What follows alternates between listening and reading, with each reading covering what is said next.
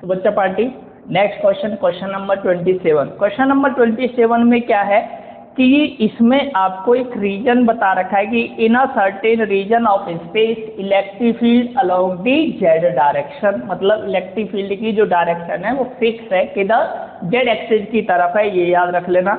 और यहाँ पर बोल रखा है कि magnitude of electric field is however not constant, है ना, but increase uniformly along the positive Z direction, मतलब पॉजिटिव जेड डायरेक्शन की तरफ उसका इलेक्ट्रिक फील्ड क्या कर रहा है, यूनिफॉर्मली इंक्रीज कर रहा है, ये याद रखना, है ना। और यहाँ पर एक वर्ड दे रखा है कि कांस्टेंट नहीं है, मतलब इंक्रीज कर रहा है। जैसे अगर मैं इसको डायग्राम में अगर बनाने की कोशिश कर रहे हैं ना, एक रफली डायग्राम आप चाहो तो बना सकते हो। मान लो ये मैंने बोला कि यहाँ पर हमने ये बोला इलेक्ट्रिक फील्ड की डायरेक्शन है इधर, है ना, और ये रिप्रेजेंट कर रहा है, ध्यान रखना, पॉजिटिव जेड एक्सिस को। किसको रिप्रेजेंट करेगा, इधर लिख सकते हैं आप पॉजिटिव जेड एक्सिस है इधर, क्लियर है। ये हमारा इलेक्ट्रिक फील्ड को रिप्रेजेंट कर रहा है ना, इलेक्ट्रिक फील्ड है, ये बात आपको पता होना चाहिए, और वो जेड डायरेक्शन में है।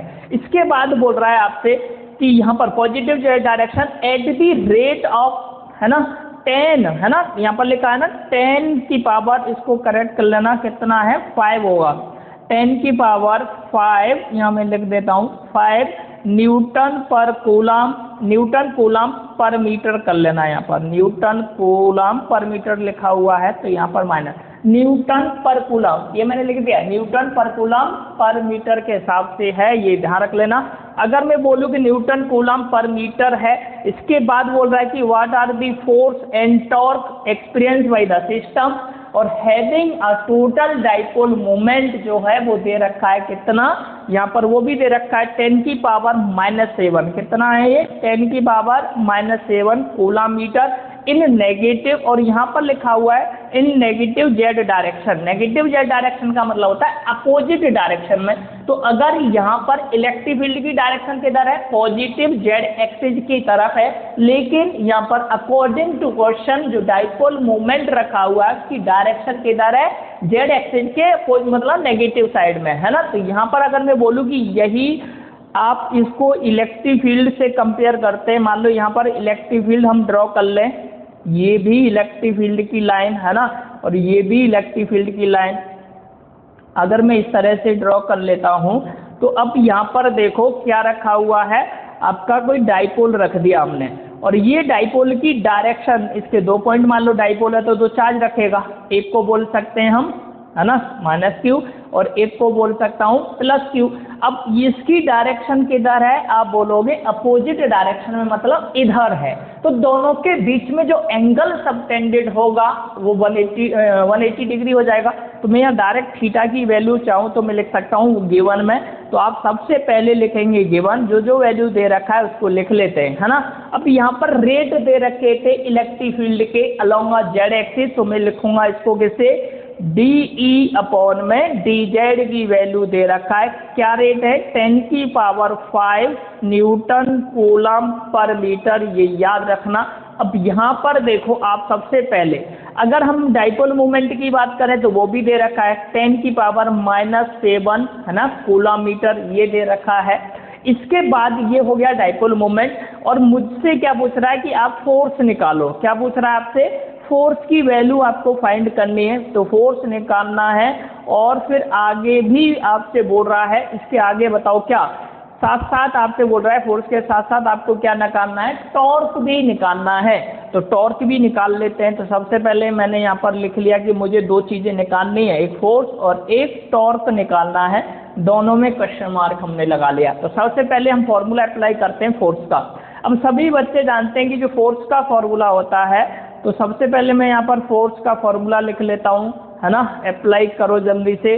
तो आपको याद होगा फोर्स इक्वल टू होता है Q0E, है ना। अब यहाँ पर जो E है वो इलेक्ट्रिक फील्ड तो है नहीं, उसके रेट है, तो मैं यहाँ पर उसके रेट को ही लिख लेता हूँ, तो ये हो जाएगा DE अपॉन में dz, कोई दिक्कत है।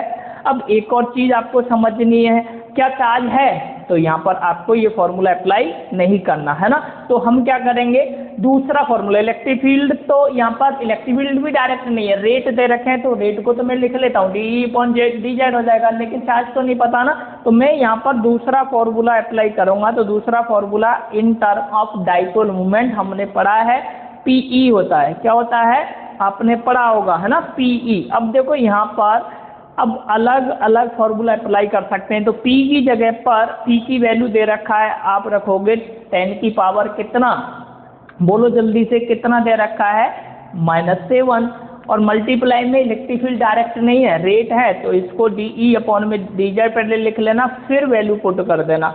तो यहाँ पर वैल्यू पुट करेंगे तो आप बताओ जल्दी से क्या बनेगा, 10 की पावर -7 इंटू 10 की पावर कितना 5। इसको सॉल्व कर लो, 10 की पावर -7 है, ये 5 है, तो 7 में 5 जाएगा, माइनस का 2 बचेगा, तो यहाँ लिख लेते हैं 10 की पावर -2 है ना।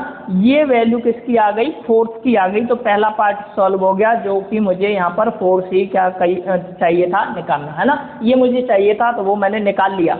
इसके बाद और क्या पूछ रहा है क्वेश्चन में, टॉर्क पूछ रहा है, तो इसका भी फॉर्मूला हमें पता है ना। तो इसका फॉर्मूला साइन थीटा के टर्म में हमने पढ़ा था, शायद याद होगा आपको। तो दोबारा से हम लिखते हैं कि आल्सो वी नो दैट, बताओ जल्दी से, इसका भी फॉर्मूला अप्लाई कर देते हैं। टॉर्क का ये सिंबल होता है ना। अब टॉर्क इक्वल टू बोलेंगे PE, लेकिन E तो है नहीं, यहाँ पर क्या है DE, बोलो जल्दी से क्या दे रखा है इलेक्ट्रिक फील्ड, तो यहाँ DE/dz, और साथ में एक एंगल दे रखा है। अभी मैंने बोला था ना एंगल कौन सा दे रखा है, यहाँ पर बताओ, दोनों अपोजिट डायरेक्शन में है, एक इस साइड और एक इस साइड। तो थीटा की वैल्यू चाहो तो लिख लेना, यहाँ पर थीटा इक्वल टू आपको दे रखा है कितना 180 डिग्री।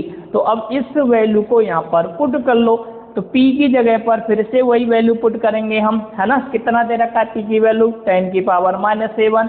अब DE/dz की जगह पर दे रखा है 10 की 5 है ना, और यहाँ पर साइन 180। अब देखो ये वैल्यू डायरेक्ट आपको रखनी जरूरत नहीं है रखने की, बताओ क्यों, क्योंकि साइन 180 सबको पता है क्या हो जाएगा 0, और जैसे ही 0 से ये सब मल्टीप्लाई करोगे तो आंसर क्या हो जाएगा 0। तो डायरेक्ट भी मैं ले सकता था कि यहाँ पर टॉर्क की वैल्यू क्या हो जाएगी 0 हो जाएगी। तो टॉर्क इक्वल टू डायरेक्ट आप चाहो तो बोल सकते हैं 0 हो जाएगा है ना। ये आपको याद रखना है, न्यूटन मीटर हो जाएगा। तो 0 आंसर आ गया आपके सामने। ये था आपका क्वेश्चन नंबर 27, जो अभी हमने क्या किया डिस्कस किया। क्लियर है। अब ये क्वेश्चन आपको अच्छे से समझ में आ गया होगा, जिसमें 2 क्वेश्चन पूछ रहा था आपसे, एक तो टॉर्क निकालना था, दूसरा क्या फाइंड करना था, फोर्स फाइंड करना था। तो ये था हमारा क्वेश्चन, हमने डिस्कस किया। आज के लिए इतना ही, नेक्स्ट टाइम।